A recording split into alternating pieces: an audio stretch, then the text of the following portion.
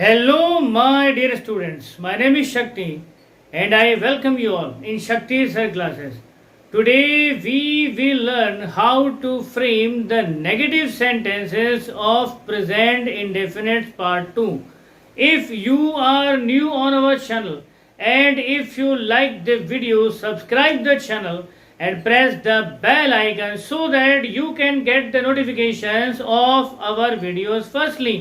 So without wasting a single second, let's get on to the topic how to frame the negative sentences of present indefinite.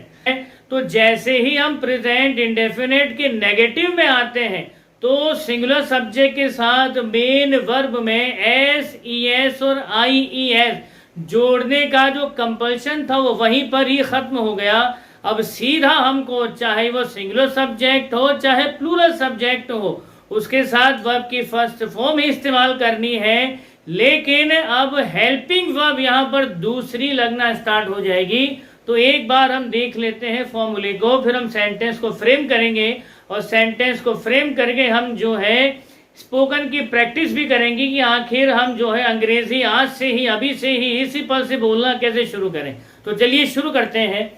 तो this is the formula of the negative sentences.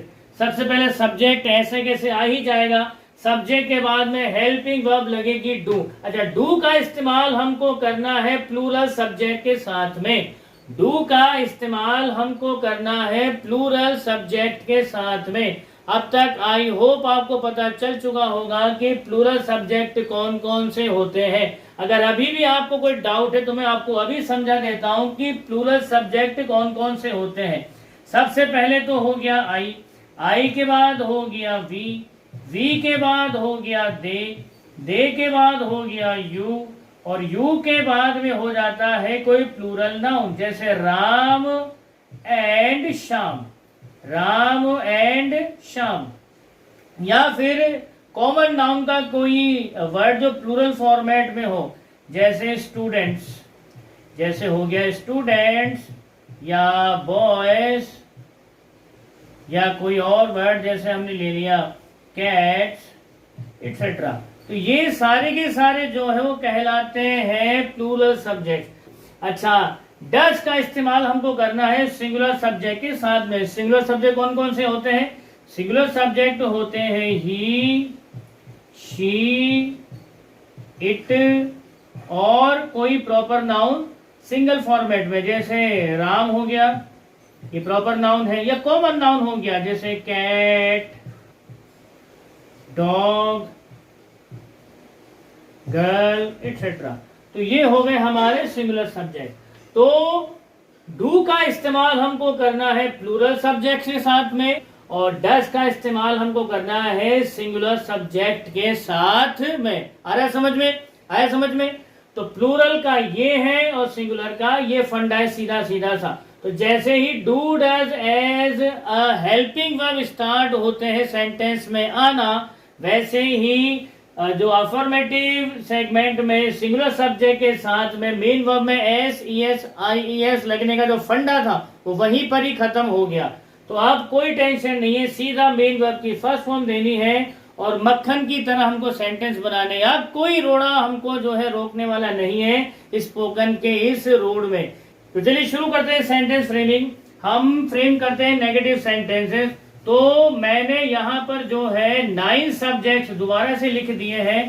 तो यहाँ अगर आप white board के दोनों तरफ देखें तो आप पाएंगे कि इस तरफ तो जो है 9 सब्जेक्ट्स हैं। तो मैं हर बार इन सब्जेक्ट्स को यहाँ इसलिए लिखता हूँ ताकि आप लोग बराबर रेगुलर हर क्लास में देखते रहें कि यही वो 9 सब्जेक्ट्स हैं जिन पर सेंटेंस फ्रेम करने हैं।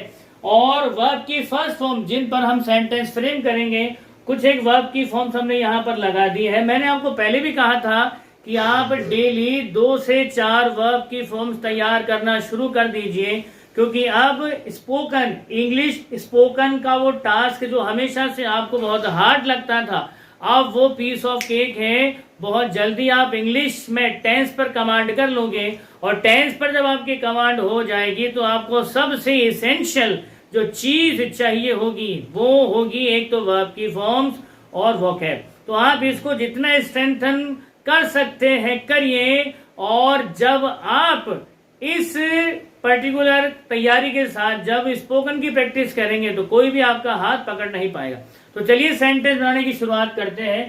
तो यहां पर हमने सब्जेक्ट लिया है मैं, तो हमको एक ऐसा सेंटेंस फ्रेम करना है जो कम के साथ में हो, सब्जेक्ट आई के साथ, लेकिन वो होना चाहिए नेगेटिव फॉर्मेट के अंदर, वो होना चाहिए नेगेटिव फॉर्मेट के अंदर। तो चलिए आओ सेंटेंस फ्रेम करते हैं। तो सेंटेंस यहां पर बनेगा मैं घर नहीं, मैं घर नहीं आता हूं, मैं घर नहीं आता हूं।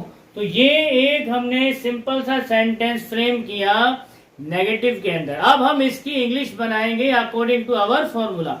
तो चलिए शुरू करते हैं। तो ये है हमारा सब्जेक्ट, ये है हमारा सब्जेक्ट, ये है हमारा ऑब्जेक्ट। नॉट ये लगेगा ही जैसा फॉर्मूले के अंदर लिखा हुआ सीधा सीधा। और ये है हमारी वर्ब। तो हमने सभी चीजों को ढूंढ लिया है, ये सब्जेक्ट, ऑब्जेक्ट, ये नॉट और ये वर्ब। तो एक चीज आप देखिएगा कि यहाँ पर प्रीपोजिशन जो है इसके हिंदी वाले सेंटेंस के अंदर दिया हुआ नहीं है। तो प्रीवियस क्लास में मैंने एक्सप्लेन किया था, दोबारा बता देता हूं। जहां पर इसकी नीड है ट्रांसलेशन में, फॉर्मेशन में, सेंटेंस मेकिंग में, प्रीपोजिशन वर्ड की जहां नीड है वहां आप इसको लगा दीजिए, और जहां इसकी नीड नहीं है वहां मत लगाइए। जबरदस्ती इसको घुसेड़ने की कोई नीड नहीं है। दैट्स इट, इतना सा ही प्रीपोजिशन का रोल है। तो सेंटेंस हम फ्रेम करते हैं। तो मैं सब्जेक्ट, तो अंग्रेजी बनेगी इसकी आई। अब उसके बाद में फॉर्मूले के अकॉर्डिंग चलेंगे। तो मैं जो है हमेशा क्लासीफाई होता है प्लूरल सब्जेक्ट के साथ में, फर्स्ट पर्सन है तो मैं को भी प्लूरल की तरह ही ट्रीट किया जाता है। तो यहाँ पर प्लूरल की हेल्पिंग वर्ब है डू, तो हम यहाँ पर डू ऐसे कैसे लगा देंगे। फॉर्मूले के अकॉर्डिंग आगे नॉट है तो हम यहाँ पर नॉट लिखेंगे, ये हमने नॉट लिख दिया। अब आगे फॉर्मूले में है मेन वर्ब, वर्ब की फर्स्ट फॉर्म। अब यहाँ पर ये रही हमारी वर्ब। अब वर्ब की फर्स्ट फॉर्म ही लेनी है, चूंकि हम लोग जो है नेगेटिव सेंटेंस में आ चुके हैं तो अब हमको कोई नीड नहीं है मेन वर्ब के अंदर है CS IES की, चाहे वो अफर्मेटिव का कोई भी सिंगुलर सब्जेक्ट हो, चाहे ही हो, शी हो, इट हो, कुछ भी। अब सीधा हमको जो है ऐड करना है मेन वर्ब की first form as it is, ऐसे की ऐसे। तो यहाँ पर वर्ब आ जाएगी COME come, I do not कम। और यहाँ पर जो है ऑब्जेक्ट दिया गया है घर। तो अगर इस सेंटेंस पर हम गौर करें तो हिंदी वाले सेंटेंस के अंदर प्रीपोजिशन दिया हुआ नहीं है। लेकिन अगर हम हिंदी से अंग्रेजी सीख रहे हैं तो मैंने आपको पहले भी कहा कि प्रीपोजिशन वर्ड कई बार हिंदी में दिया हुआ नहीं होता, हमारे दिमाग में आता ही नहीं है। लेकिन इंग्लिश में उसको ट्रांसलेट करते समय हमको कई बार जो है नहीं होते हुए भी ऐड करना पड़ता है। तो यहाँ पर नहीं है, लेकिन फिर भी हम इंग्लिश के पैरामीटर्स के अकॉर्डिंग यहाँ पर प्रीपोजिशन वर्ड लगाएंगे to. I do not come to house, I do not come to house. So this was the translation of the negative sentence of present indefinite manner.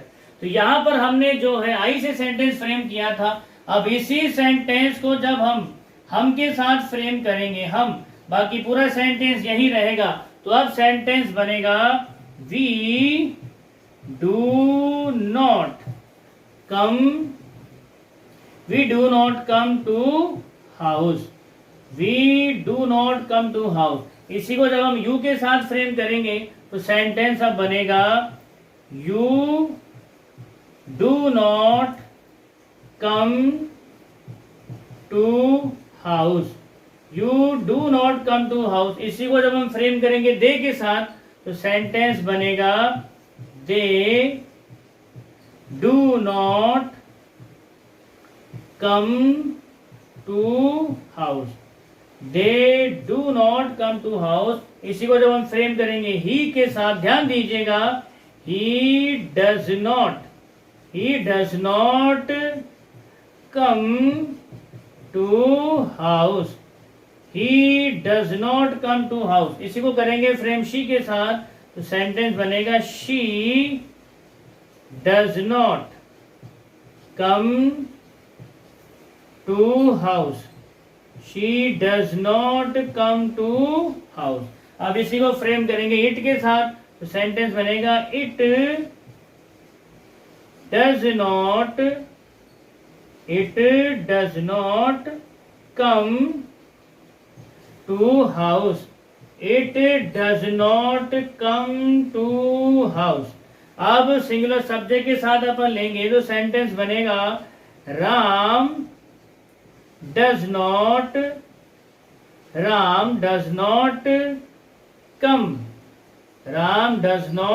Come to house.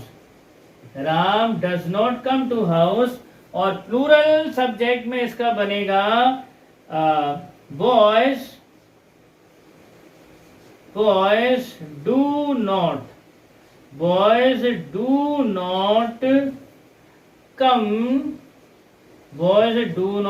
Come to house. Boys do not come to house. So in this one way we will have to practice. First of all we have to write the sentences in the precise manner and then we will have to practice them.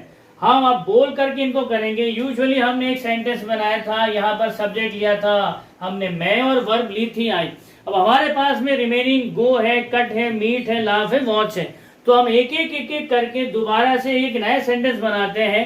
तो सबसे पहले हम बनाते हैं, subject लेते हैं हम आई और वर्ब लेते हैं हम गो। तो सेंटेंस बनेगा मैं बाजार नहीं जाता हूं। तो सेंटेंस बना I do not go to market. फिर we say we do not go to market, you do not go to market, they do not go to market, he does not go to market, she does not go to market, it does not go to market, Ram does not go to market और boys do not go to market। फिर हम अगला verb लेते हैं cut और दोबारा से start करते हैं आई वाले सब्जेक्ट से एक नया सेंटेंस फ्रेम करते हैं। सो इसका नेगेटिव बनाएंगे I do not cut vegetables, we do not cut vegetables, you do not cut vegetables, they do not cut vegetables, he does not cut vegetables, she does not cut vegetables, it does not cut vegetables, Ram does not cut vegetables और boys do not cut vegetables। ये दूसरा हो गया। अब हम आगे बढ़ते हैं मीट। तो मीट का एक नया सेंटेंस फ्रेम करते हैं I do not meet Ram, I do not meet Ram, we do not meet Ram, you do not meet Ram, they do not meet Ram, he does not meet Ram, she does not meet Ram, it does not meet Ram। और यहाँ पर कोई और नाम ले लेंगे, Shyam does not meet Ram और boys do not meet Ram।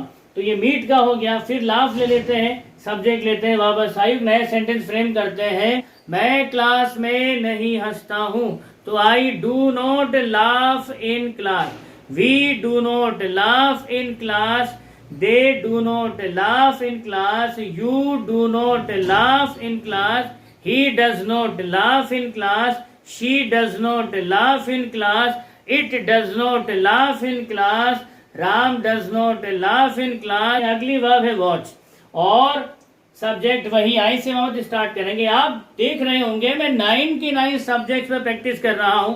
In 9 subjects पर एक साथ प्रैक्टिस करने का फायदा यह है कि हमारी जो है बड़ी अच्छी कमांड हो जाती है सब्जेक्ट्स के ऊपर, हमारी बड़ी अच्छी कमांड हो जाती है ग्रामर के उन रूल्स के ऊपर, हमारी बड़ी अच्छी कमांड हो जाती है ग्रामर की उन प्रिसाइज रूल्स रेगुलेशंस के ऊपर जो कि अंग्रेजी या इंग्लिश स्पोकन में बहुत ज्यादा मस्त नीडेड है। तो एक वर्ब और है उसकी प्रैक्टिस कर लेते हैं हम। तो अभी जैसे मैं खड़े खड़े सेंटेंस बना रहा हूं, पहले आपको कॉपी में लिखे करने हैं, फिर आपको ये सेंटेंस खड़े खड़े अपने दिमाग में बनाने।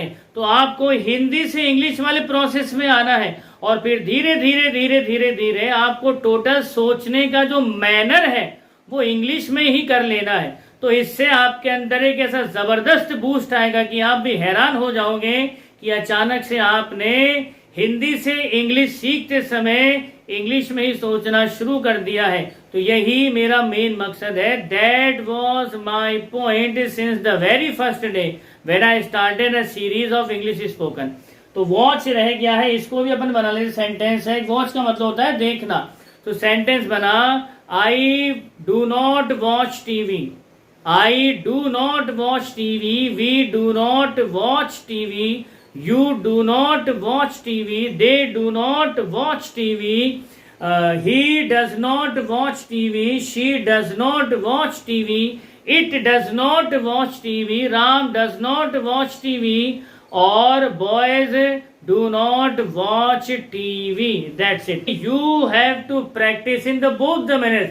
First of all, you have to write the sentences in the copy, and after understanding every single precise manner how the sentences are being framed, firstly you have to know that, and after that you have to practice them. Just take a subject, there are 9 subjects given out here, and just take the first form of the verb of your choice. I personally suggest you take the word from the daily routine life. So I personally suggest you that firstly you have to prepare the verbs of daily routine. So in this one manner you have to practice in the both the segments, written and spoken. तो आज की class में हम इतना ही करेंगे। तो इसकी next class में हम लोग प्रेजेंट इंडेफिनिट पार्ट 2 के इंटरोगेटिव फॉर्मूलेस के साथ में, इंटरोगेटिव मैनर के साथ में, इंटरोगेटिव सेंटेंसेस को किस तरह से फ्रेम करते हैं उसको लेकर के हाजिर होंगे। तब तक आप खुश रहिए, मुस्कुराते रहिए। जय हिंद, जय भारत, वंदे मातरम।